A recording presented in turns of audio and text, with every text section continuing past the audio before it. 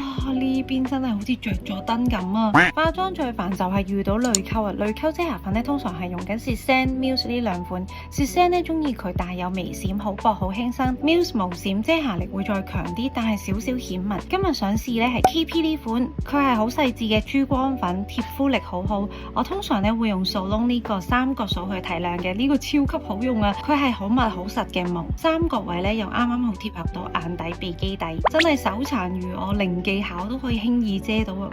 哇！呢邊真係好似着咗燈咁啊！終於做到啲人成日講嘅面中平整流暢乾淨，一齊嚟睇下兩邊嘅對比。佢係光影粉嚟嘅，都可以做埋 highlight， 但係我通常咧用佢嚟做面中提亮多啲。上埋另一邊面先，實在太好啦！個妝咧而家即時係乾淨咗好多，佢嘅珍珠光粉唔係勁誇張嗰種，同埋望鏡咧其實係唔會反光咗一笪嘅，好低調。再俾大家睇下啦，兩款粉咧其實推開咗係非常之薄嘅，幾乎唔見咗。有時咧淚溝好容易咧又會現翻出嚟，而 KP 呢一款咧係找實咗皮膚，推開咗咧都仲喺度噶。總結 KP 呢款光影粉咧細緻貼膚夠持久，仲可以落去專櫃直接試上手感受下噶，絕對有驚喜。